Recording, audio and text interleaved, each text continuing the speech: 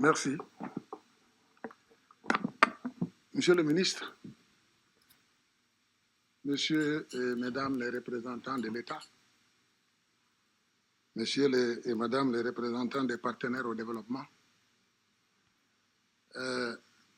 Messieurs et Madame les participants et les responsables du GIFRAS à tous les niveaux, au nom du Conseil agricole et rural du Sénégal, nous vous remercions d'avoir accédé à notre demande pour organiser cette session.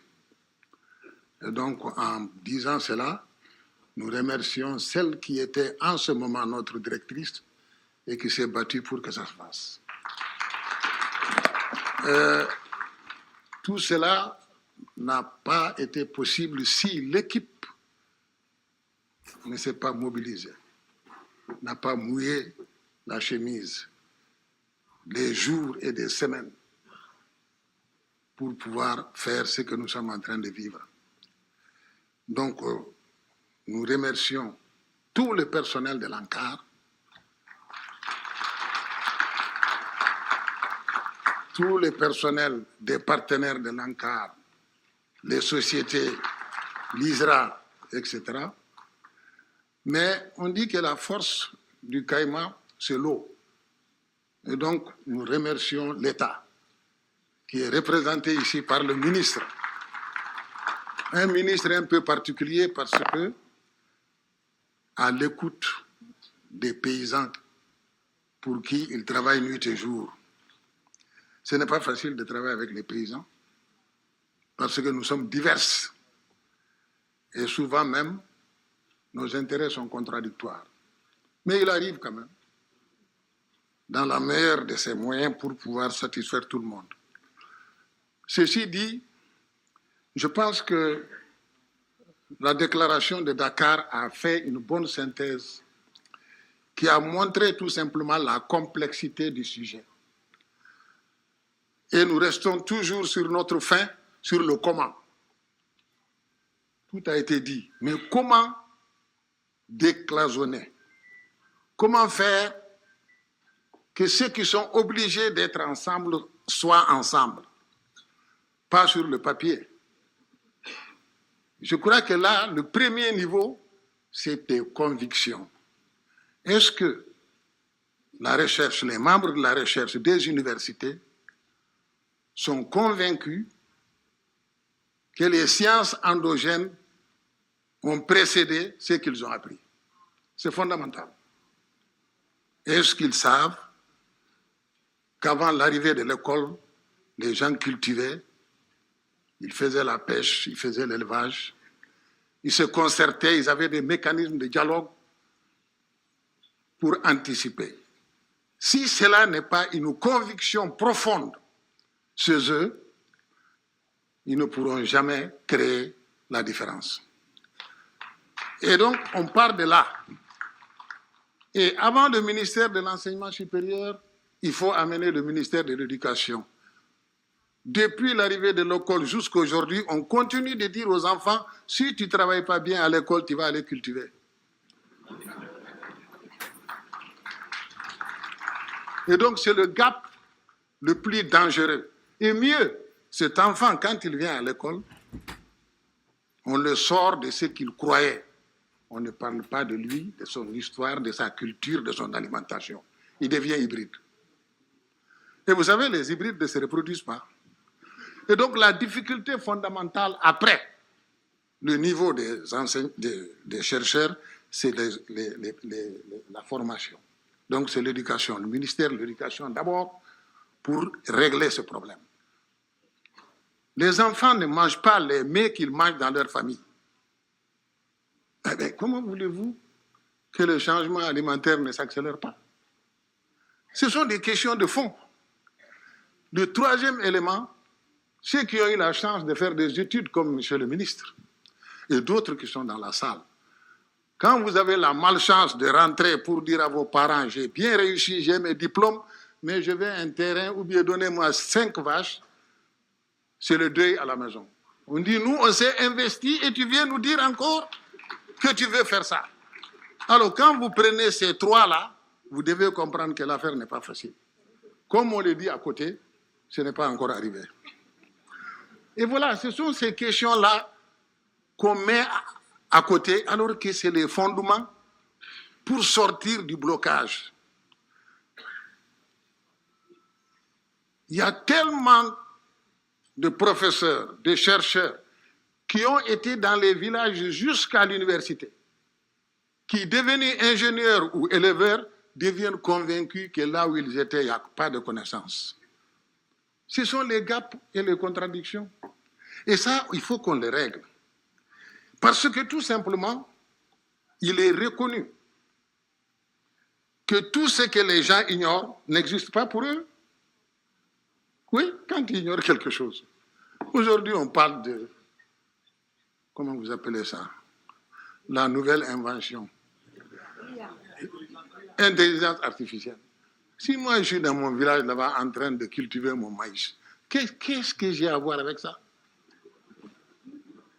Et donc, c'est pour vous dire que ce qui explique que l'univers des gens se résume à la taille de ses connaissances. Alors, moi, je suis dans mon village avec mes connaissances. Toi, tu viens de l'université avec des connaissances. Le chercheur vient. Comment nous allons nous comprendre? La première des choses, c'est vous qui êtes partis, que vous devez venir qu'on parle d'abord de ce qu'il y a ici. Il faut partir de ce que les gens sont, de ce qu'ils savent, de ce qu'ils peuvent comprendre, de ce qu'ils veulent faire, si nous voulons avancer. On ne pourra pas mobiliser les personnes sur ce que toi seul tu comprends. Ça ne marche pas. Les gens sont mobilisés quand ils sentent. Et tout le monde reconnaît que les paysans, c'est Saint Thomas. C'est quand ils voient qu'ils croient. Et ça, ce n'est pas méchant, ce n'est pas être archaïque, c'est être vigilant. C'est la vigilance qui fait qu'on va doucement, parce qu'on nous a trompés plusieurs fois. Hein. Alors, si nous sommes d'accord que chacun fonctionne avec la somme de ses connaissances, donc il y a quelques questions que nous devons nous poser. Comment donc favoriser et faciliter les échanges de connaissances? C'est ça qui n'est pas encore réglé. À partir de quelle référence nous allons faire ça? Au profit de qui? Ce sont les réponses à ces questions qui vont nous permettre de régler le comment. Et enfin, les rôles et responsabilités. Comme l'adage le dit, les singes ne travaillent pas pour les babouins. Ils ont les mêmes caractéristiques, mais le babouin est paresseux. Donc, il y a des choses qu'il faut qu'on puisse régler. Si nous sommes convaincus que tout ce que vous dites aujourd'hui, vous avez trouvé des sociétés qui ont dévancé cela et qui ont aussi développé de la science. Les paysans soignaient des fractures. Ils soignaient beaucoup de maladies. Et jusqu'à aujourd'hui, il y a certaines maladies, on vous dit, ah, ne va pas à l'hôpital, va au village. Donc, il y a quelque chose. Celui qui vient avec toutes ses connaissances doit d'abord partir de là et le respecter. Parce qu'on nous a combattus. On nous a traités d'archaïques. On a dit que nous ne sommes pas connectés au marché. Qui a développé le troc? Ce n'est pas nous. On échange le mil contre le maïs, les céréales contre les animaux. Et on dit que nous ne sommes pas connectés. On est dans quoi? L'économie. Les paysans ont développé quelque chose que les économistes ont ignoré totalement. Donner une jument à ton frère, quand elle se reproduit, tu gardes, tu en as, elle en a. Une vache. Même les poules, on a fait ça. Au Sahel. Tout le monde le sait. Quel est l'économiste qui trouve que ça a un sens? Il nous amène la microfinance, 14% par mois. Voilà les problèmes. Ce sont ces questions, monsieur le ministre, qui posent problème. Et donc, si les gens vivent cette situation, il est difficile que nous puissions avoir la même compréhension du Conseil. Parce que le Conseil, au Sénégal, c'est nous qui l'avons créé dans les négociations avec le gouvernement et la Banque mondiale. C'était la vulgarisation que la Banque mondiale avait imposée à toute l'Afrique francophone avec Benor. Vous êtes là. C'est nous qui avons dit on ne veut pas, parce que la vulgarisation, c'est des gens qui viennent avec des connaissances parler à ceux qui ne connaissent rien. Encadrement. On a dit non. Ils ont dit, vous voulez quoi? On dit, on veut le conseil. Ils disent pourquoi? On a dit, le conseil, c'est une cloche. Et une cloche ne se sonne pas toute seule. On la sonne. Donc on dit, viens. On discute, on échange. C'est la différence entre vulgarisation et conseil. Et puis le conseil, c'est tous ceux qui sont concernés qui sont dedans. Alors que la vulgarisation, c'est la société qui veut développer un produit, qui paye des gens pour aller faire les choses. On leur donne des motos, on leur paye. Et puis voilà. Voilà, donc il faut qu'on sache. Si nous ne partons pas de tout cela, nous allons passer beaucoup de temps à faire des séminaires, mais on ne se comprendra pas. Et alors, comme on n'est pas là pour faire des cours d'histoire, on va quand même passer à l'autre étape. Nous remercions le gouvernement qui, depuis le début, nous a fait confiance et nous a écoutés. Et aujourd'hui, l'ANCAR est en train de faire ce qu'un philosophe a dit. Comme nous ne pouvons pas retourner en arrière et changer le début, nous devons peut-être commencer là où nous sommes pour changer la fin. C'est le défi que nous avons maintenant. Et c'est ça qui est le processus qu'on a commencé en 1994 par le grand programme PSAOP. C'est nous qui avons demandé à l'État, nous voulons un programme qui nous réunit, les services publics et les paysans. C'est ça le PSAOP. Et dans ce PSAOP, nous avons travaillé pour mettre en place les principes qui nous ont permis d'arriver là. Le premier principe, c'est de dire qu'ils font un programme spécifique pour la structuration des paysans, pour leur donner les capacités d'anticipation, de réflexion, d'analyse. Ce que le président disait tout de suite, capacity, connaissance. Deuxième, un fonds. Nous avons pensé à mettre le FNDAPS. C'était pour que le gouvernement mette là-dedans des ressources pour nous tous.